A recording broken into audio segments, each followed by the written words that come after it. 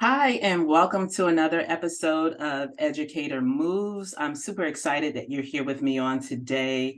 I have an exciting guest that's going to share with us some secrets to being an outstanding educator and also keeping it in line with fitness, which is what we're here to do. So let's take a look at our vision. Why are we here, and what's the purpose of Educator Moves? I want to remind you guys that the whole purpose of this movement is to foster and inspire a community of educators and others, whoever else is listening. But primarily, I wanted to target educators to profoundly improve your quality of life through physical and mental lifestyle changes. And our goal is to do that through three modes: provide a safe space to engage in collaborative conversation, hopefully to educate you guys on how to look for and implement overall health and wellness into your life, physically and mentally. And then lastly, empower you to incorporate healthier habits for overall sense of well-being. And with that being said, let's talk quickly about the problem. We started on this journey because one of the things that is really important that we all say is important is physical and mental fitness. But what I'm noticing is that physical fitness, as teachers and educators, we tend to put it on the back seat. We take care of everyone else and sometimes forget about ourselves. So lastly, some stats released by the CDC, it noted that at least 96% of male teachers who responded to the survey were obese, and 50% of female teachers were also obese. So that's significant. That is really significant. And a higher number or a percentage of married teachers were also obese, but they were in record or higher numbers than those who were not married. And so as we move into our session here, we're going to focus mainly today on physical fitness, but I don't want to leave us without thinking about mental fitness and thinking about how everyone has been impacted by the pandemic. So the other problem that we see is that at least 73% of teachers felt frequent job-related stress, and 28% had symptoms of depression, and 59%, that's over half, felt feelings of burnout. And so as an educator, I can relate to all of those numbers, of times of feeling that way. And so today, I'm glad to have Maranatha here with us today to talk about mental, physical fitness and how she navigates that as an educator. So welcome. Tell us a little bit about yourself and your journey on this fitness train. Okay, well, hi, my name is Marinthia. I am a teacher, educator of 14 years, and I've been consistently training or working out and focused on nutrition for, I would like to say the last, where did I even start? So it's been 10 years. Wow. So, yeah, it's been Time 10. flies. Yes. So I started out teaching kindergarten and like straight out of college. And then I just poured all my time and attention into that, the stress, the highs, the lows, a lot of lows. And that's when I was like, okay, I would go walking from time to time, but then I was like, I need to do something more. So that's when I just got fed up. Realized I wasn't eating the proper foods that I needed to eat to fuel myself. I can't just remember eating like things like Michelinas or stuff like that that Mhm. had no nutritional value. And then I just felt like a weight was on my shoulders or the stress. So I decided to pick up running just so I could breathe. And I was like, oh my gosh, this is amazing. I got hooked on running. And so I started out not even knowing what to do. I had a fitness app where it tell Mhm. you to walk and then run. And then I got to where I could just run without it. So I was doing like 3 or 4 miles, like almost a day, because I was Wow. just I'm hooked still and struggling felt for so three good. miles. I had a good pace for everything. Like some people were like, "Hey, are you training for something?" No, I was training. I guess I was training for life. So it just Mm. made me feel good. That type of energy carried me like into the classroom. I was able to still do my job, but I felt like I was able to be more effective because I had the energy, like the mental clarity. Mm. And then I'm probably talking too much, but That's all right. After that, like the running, I felt like, okay, now I need a new challenge. So then I started lifting. So I've been on a lifting journey for the past 9 years. That took me on a bunch of journeys, but now I'm here. So one of those journeys, I actually met you at a bodybuilding competition, and so we were backstage, both competing for figure category, and just waiting it out. You know, you do all of that preparation to sit and wait, but it's also really exciting once you do get an opportunity to hit that stage and showcase your hard work. I heard you share, you know, why you started your journey, and I'm going to share with you why I started my journey. That's not something that I talk about a whole lot, but in 2012 I was diagnosed as being insulin resistant, and part of that came from having PCOS. So for all the women that are watching, that's polycystic ovarian syndrome. And at the time, I was working as an assistant principal. And so thinking about lifestyle in terms of fitness, I did it sometimes, but I wasn't consistent. And most times I didn't eat until the end of the day, because you're having to meet needs of parents, students, and be there for your teachers, which is what we do. We sign up for that, and put ourselves on the back seat. And so one of the things that happened once I got that diagnosis, it was a comment by the doctor that if I kept going down that road, I would eventually have an organ that would fail. So Uh, essentially, with being insulin resistant, your body is producing too much insulin. So it's almost mhm, the opposite of people who are diabetic, right? Because they're not producing enough, and they have to take it in order for their bodies to function. In this instance, I was making too much, and your body begins to reserve it and hold on to it as fat. And so things like your liver can be affected, fatty liver, your kidney can be affected. And so when I thought about the possibility of having to shoot a needle in order mhm, to make it day to day, and the doctor said one of the things that can turn this around is weight loss and exercise, I decided to do weight loss and exercise. And that kind of entered my journey. Same as you, started doing some running and jogging in 2012, and then was looking for a greater challenge. What can I do next? What can I do next? And mhm. so bodybuilding was that challenge at that time that kind of helped me to get a little bit healthier, do my job more effectively. And you hit it right on the nail. Thought clarity, mental clarity, Yes, being able to get in that classroom and think through things, stay calm through the process because you exactly. have an outlet for your stress. And so that's really exciting, you know, to hear that that was also something that was common to you. So talk to me, you know, also, you know, about your journey in the bodybuilding arena, and if you even plan to do it again. Do you plan to do it again, or what's your plan? Uh, Well, I started out at boot camp. Like there's a local boot camp that was awesome with the camaraderie, friendship, whatnot. And then I had a coach that was there, and he was like, "So, hey, like you're excelling, you're doing such a great job. Like, what do you want to do next?" So I was like, "Okay, do I want to focus on? Do I want to go into CrossFit or do I want to compete?" And so Mm. I weighed the two, and I was like, "Oh, why not compete?" And so funny thing is I also ended up coaching at that same gym. And then it spurred me into being like a nutrition coach and all that. So I was able to share the knowledge that I had gained and help other people with their journeys too. So that's awesome. So I went to the bodybuilding arena, chose figure, or it was selected for me or whatever. I guess by the coach I had, but that's a long story. But it was an enjoyable journey Yeah, for me. I got a chance to meet some awesome people, step outside of my comfort zone to do something that I I saw in my mind as a dream. So it's cool to make it a reality.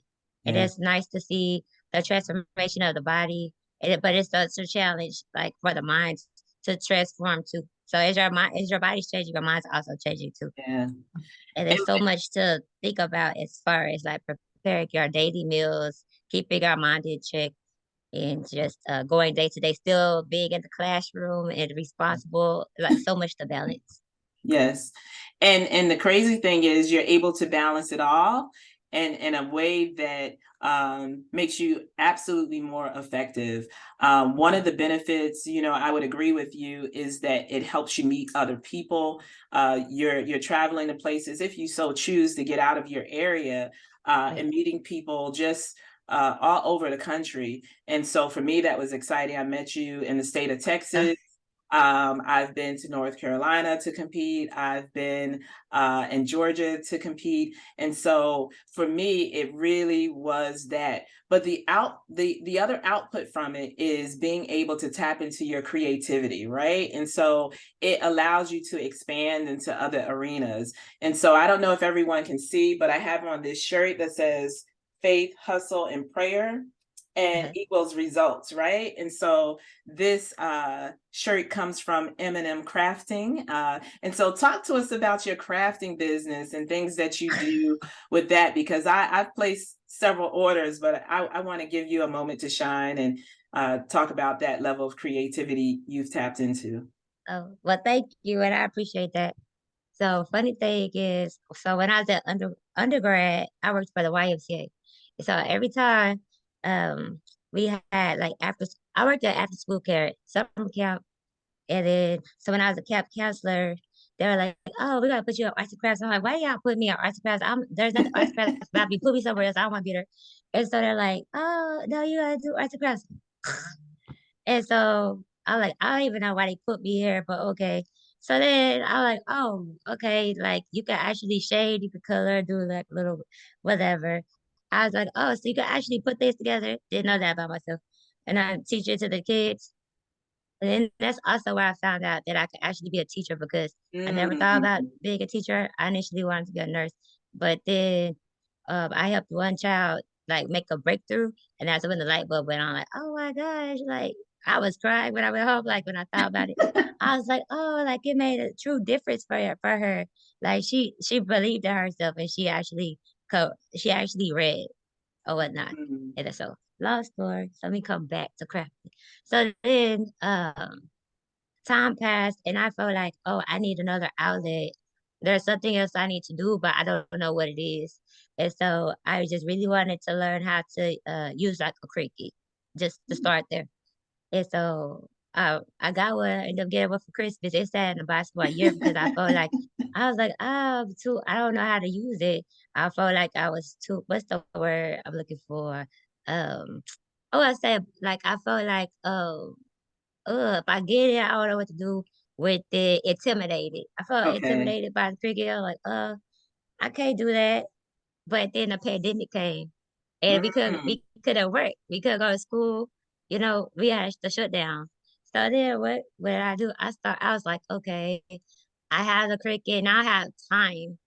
And I originally before I even had to shut down, I was like, I need to open my cricket. Just like the week before the shutdown, we didn't even know COVID was happening coming up. Mm. I was like, I need to start. I just felt the tug, and then the shutdown came on. That's why I sat down and I made my first little vinyl tumbler, and then well, I put the decal on it. I was so happy. But then I just posted it, and people are like, "Oh, you make stuff now?" I'm like, "No, it's a hobby. Like this is for me, so I can like." Relax.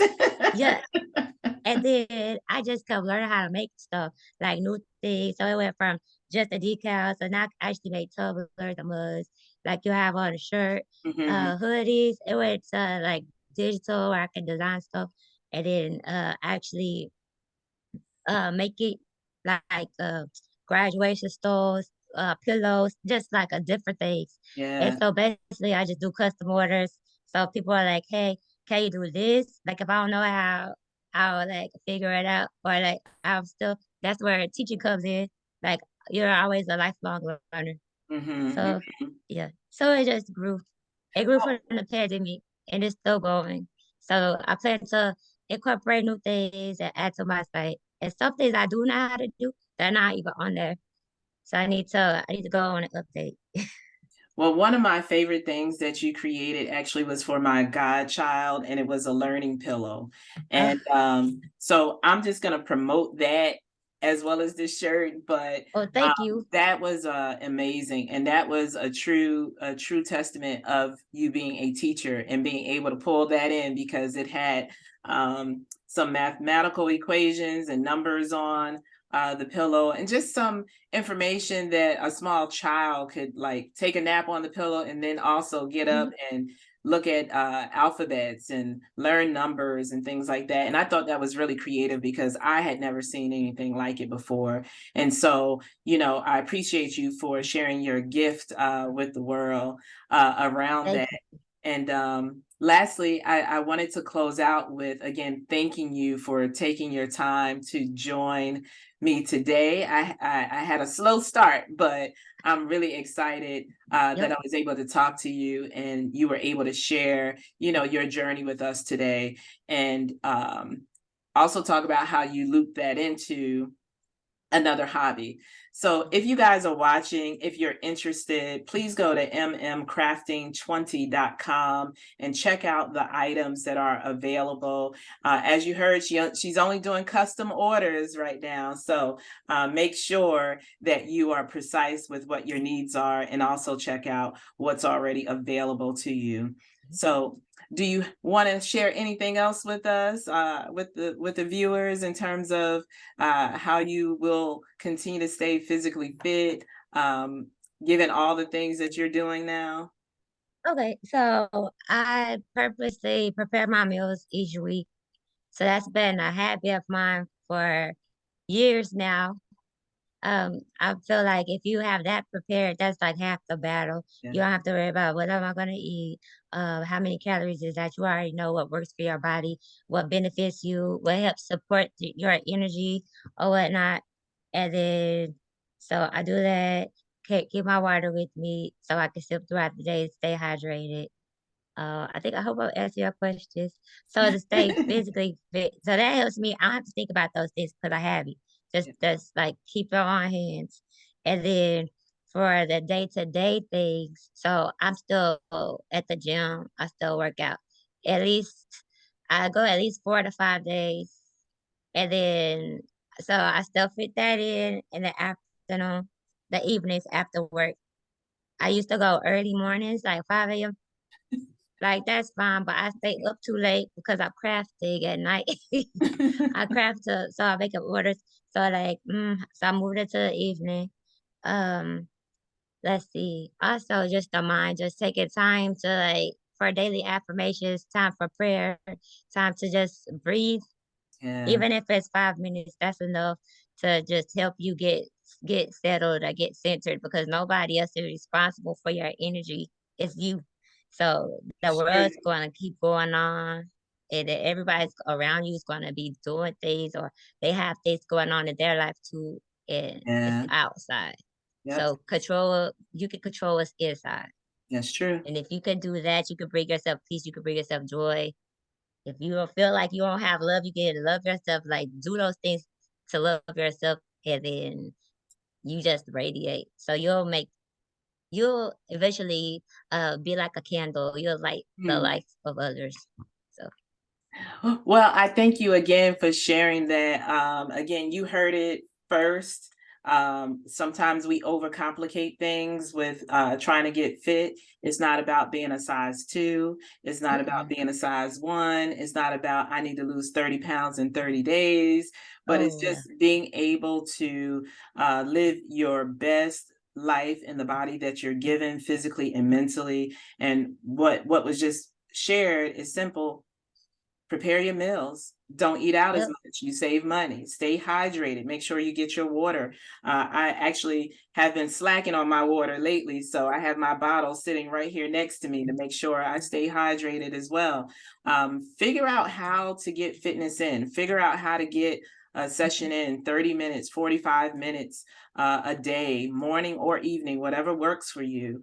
And then lastly, remember to center yourself. And if that is prayer for you, make sure you do that. If that is affirmations for you, make sure you do that. If that is listening to something that's motivational and inspirational, make sure that you do that because that's all about your mindset and getting you ready for the day. As an educator, it also gets you ready for the children that you are going to service, which can be anywhere between 25 to 125 students at a Right. particular time every single day. So we want you to be well, be blessed, and be physically and mentally fit. Thank you for joining us. Thank you. Thank you.